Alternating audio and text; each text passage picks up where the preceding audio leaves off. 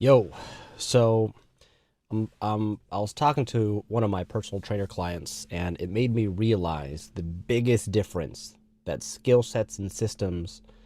I was talking to a I was talking to a couple personal training clients that I'm working with right now to help them get more clients, build their business, and improve their offers and things like that. And one of the biggest things I notice in terms of the skill sets and systems that gym owners have that personal trainers don't have are a number of different things. So for example, if you're a personal trainer, you're probably personable, you have good interpersonal skills, you're great at training, you love training people. And you get good results and you get referrals. Great. Now, when you become a gym owner, those are very basic skills. And you go from training to be able to run a business. And the biggest difference when you're running a business is you got to think, what are the things I need to know, learn, and do consistently well in order to sustain a business? For example, if you're a personal trainer, one client a week is probably a lot in terms of new business. If you're a gym owner, one client a week is not a lot. You probably need a couple clients a week to sustain, because the more clients you have, the more clients leave, the more you're going to need to fill in that same bucket of clients. Number two, sales. You're going to need to improve your sales process. If you're a personal trainer, you get referrals. People are probably warm. They're more likely to close. So if you have a friend, they get great results. You're like, hey, what are you doing? How much are they charging? What's he like? Here's all the information. You're like, cool, sign me up. Because I see the proof is in the pudding. Now, as a gym owner, that's harder to scale to grow because you cannot grow only on referrals. You need to run all sorts of marketing in order to generate more revenue, in order to sustain the business, in order to get more clients. Then when you get more prospects who are like, hey, I'm interested, you need to improve your sales process. And then if you have a team, you have a gym, you have overhead, you have big expenses, you're going to need to learn finances.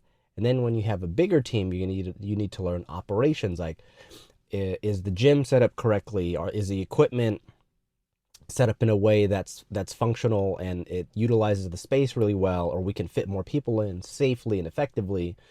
um, are we, it's just so many more things you think about as a gym owner than a personal trainer. And then even that, it's like, okay, am I bringing enough money in to pay everyone? And then am I bringing enough money to pay everyone, pay all the expenses, and even pay myself?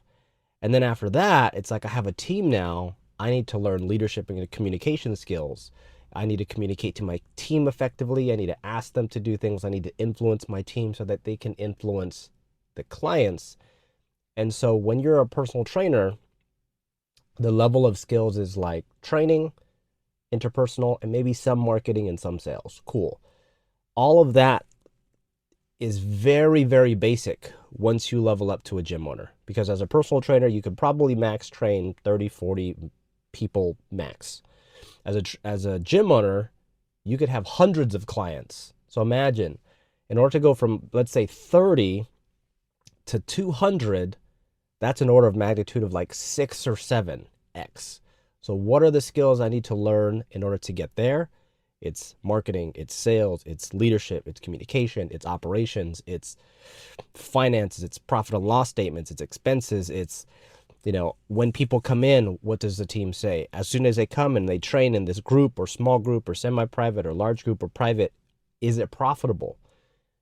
Are the sessions set in such a way that my trainer's getting paid enough? He has enough time. She has enough time.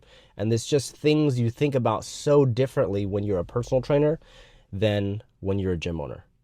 I know I'm going on a bit of a rant here, but hopefully this helps to explain a little bit of the difference of the systems and skills that personal trainers have in order to sustain a personal training business versus a gym owner, and the level and skill sets and the systems that they need in order to grow, sustain, and run a profitable gym. And so remember, I always remember this from James Clear. He has a book called Atomic Habits. He says, you don't rise to the level of your goals, you fall to the level of your systems. So if you're a personal trainer and you're like, oh, I don't really like to market, I like to sell, I don't like to do this, you're asking yourself to stay small because the skill sets that you're avoiding aren't allowing you to level up. And I'm not saying every personal trainer wants to, be a gym owner, but just imagine the skills you need in order to level up are the exact things that you tend to avoid. Well, hopefully you learned something from this. Follow for more. Peace.